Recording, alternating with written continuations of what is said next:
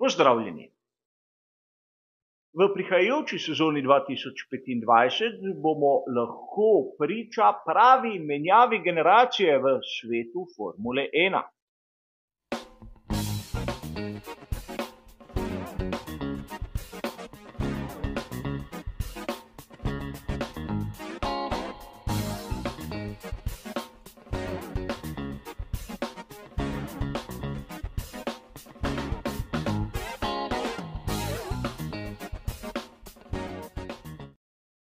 A verjetno se še spomnite, kako smo na začetku sezone 2024 lahko spremljali neskončne članke o tem, kako ni bilo nobene spremembe na štartnem razporedu. Tisti, ki so končali sezono 2023, so jo tudi začeli. In tokrat bomo lahko priča pravi revoluciji, namreč imamo kar dovolj indicev, ki kažejo na to, da v začetku sezone 2025 bomo lahko priča pravi menjavi generacij med vozniki v svetovnem prvenstvu. Ne samo Oli Berman, ki ima že podpisano pogodbo z ekipo Haas, tudi mnogi drugi mladeniči prihajajo na vrata Formule 1 in lahko se jim bo ponudila možnost. Tako da v začetku naslednje sezone bomo lahko videli 3, 4, morda celo 5 novih imen. A najprej moramo tu razčistiti nekaj. Če hočemo videti nekoga novega v Formuli 1, mora nekdo drugi napraviti prostor. Če sedaj pogledamo, kdo nima podpisanih pogodb in kje so še prosti sedeži, je situacija naslednja. Verjetno prvi, ki nam pride na pamet izmed tistih, ki jih naslednje leto ne bo več v Formuli 1, je Logan Sargeant. Voznik, ki je bil pogosto tarča kritik, ampak ki v svoji avanturi v Formuli 1 je pokazal, da je soliden, ampak tudi nič več od tega. Logan je seveda v Formulo 1 prišel zaradi spleta okoliščin, zaradi tega, ker je Fernando Alonso iz Alpina odšel v Aston Martin in ker je Oscar Piastri za hrbtom ekipe Alpine podpisal z McLarenom, tako tisti sedež, ki je bil namenjen njemu pri Williamsu, je ostal prazen. In Logan Sargeant je bil neke vrste mašino. Sedaj s prihodom Carlosa Sainza mlajšega je zgodba čisto drugačna. Ampak poleg Sargeanta so brez pogodbe še naslednji, izkušeni, ne bi rad rekel starejši vozniki. Kevin Magnussen, ki verjetno tudi zapušča Formulo 1, kajti nihče drugi kot ekipa Haas si ne želi nekoga z njegovim profilom, z njegovim karakterjem in z njegovo dokaj nizko učinkovitostjo. Ne smemo mimo dejstva, da Kevin Magnussen je povratnik, ki je dobil drugo priložnost, ko se je avantura Nikite Mazepina končala pri ekipi Haas. Tudi Valtteri Bottas pri Sauberju ne kaže tistega, kar verjetno pričakujejo od njega. Namreč nadaljuje s to svojo nihajočo formo in pri ekipi Sauber do tega trenutka v sezoni 2024 še niso dosegli točke. Po svoje je to lahko krivda projekta, bolida, ekipe, ampak tudi voznik ima tu nekaj svojega. Kaj pa Zhu Guanyu, moštveni kolega Valtterija Bottasa? Tudi on nima pogodbe za naslednjo sezono in po mojem videnju jo bo težko dobil. Namreč pri ekipi Sauber je na voljo še en sedež in dvomim, da ga bo kitajski voznik dobil, čeprav ima priložnost tudi pri ekipi Alpine, a o tem nekoliko kasneje. Seveda imamo še nekoga, ki nima pogodbe za naslednjo sezono in to je Daniel Ricciardo. O njem je bilo ogromno govora o tem, kako bo nadomestil Sergija Pereza pri samem Red Bullu, ampak na koncu iz tega ni bilo nič. Sedaj se lahko začnemo spraševati, zakaj imeti voznika na določenem sedežu, če je slabši od svojega moštvenega kolega in je že toliko v letih, da prej ali slej se bo njegova kariera zaključila. Razumel bi, da bi bil avstralski veteran bistveno boljši od Yukija Tsunode, ampak zgodba je diametralno nasprotna. Zato lahko smatramo, da redko kdo izmed naštetih voznikov bo nadaljeval tudi v naslednji sezoni. Koga lahko pričakujemo na štartnem razporedu, poleg že omenjenega Bermana, ki ima pogodbo podpisano? Pri tovarniški ekipi Mercedes bi lahko nastopil Andrea Kimi Antonelli. O njem je bilo ogromno govora. 25. avgusta bo dopolnil 18 let. Mogoče bo že letos bil prisoten na kakšni dirki, ne vemo, čeprav je tudi ta varianta malo verjetna. Ampak v Formuli 2 je pokazal, da se izjemno hitro uči in da zna dosegati rezultate.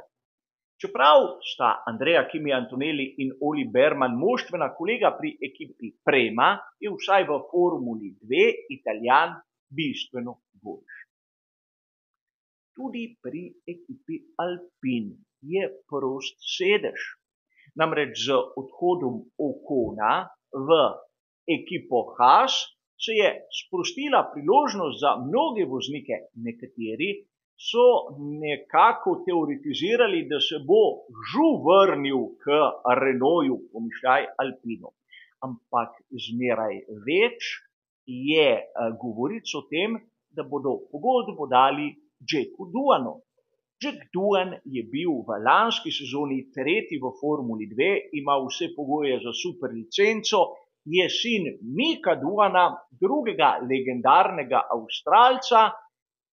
In pravzaprav bi ga bilo zanimivo videti, čeprav moram priznati nekaj.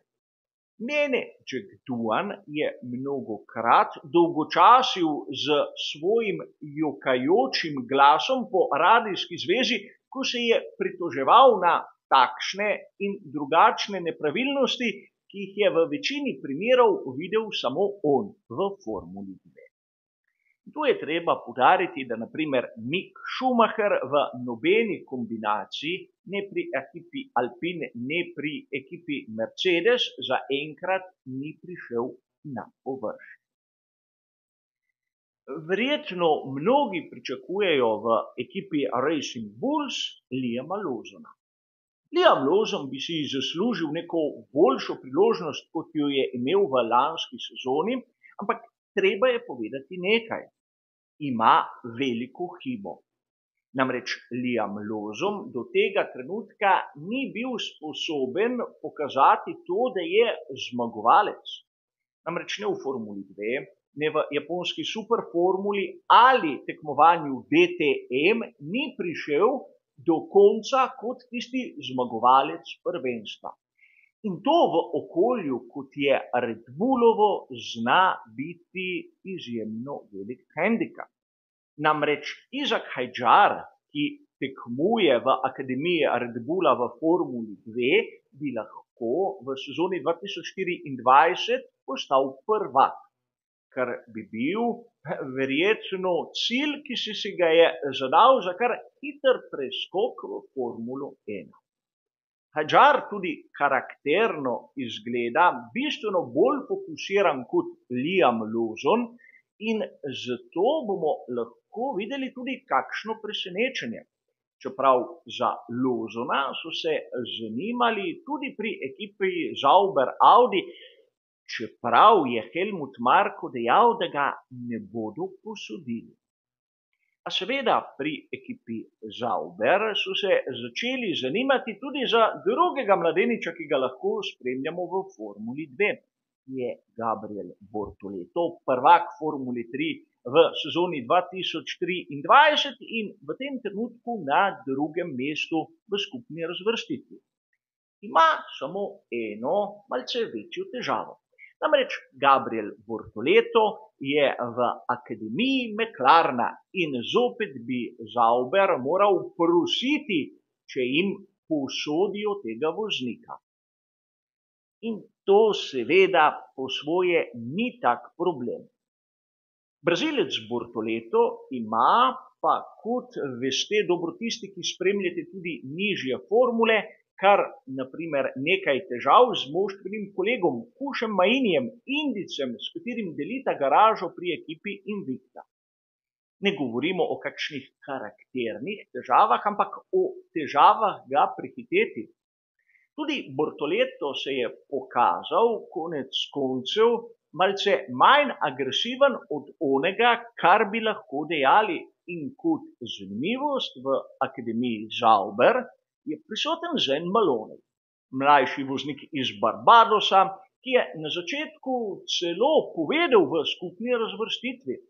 Zanimivo, kako pri tej ekipi se ozirajo na voznike Red Bulla, na voznike Meklarna, za tiste, ki so jih pridobili v bistvu v lanski sezoni, pa izgleda, da ni zanimivo. Sedaj se lahko marsikdo začne spraševati, kako kar naenkrat, toliko priložnosti in toliko, bodimo iskreni, zanimivih imen.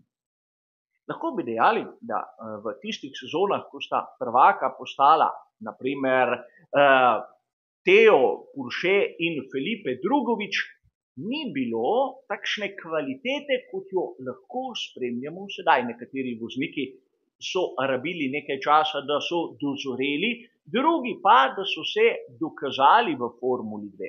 In po drugi strani tudi mnogim starejšim voznikom so potekle pogodbe.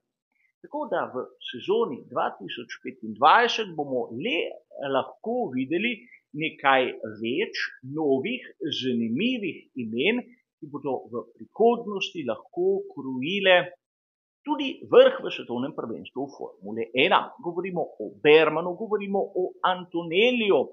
Čeprav mislim, da Liam Lawson ni na njunem nivoju, ne smemo pozabiti, da tudi Duan in Hajdar bi lahko bila dva izmed onih, o katerih se bo še govorilo v prihodnosti.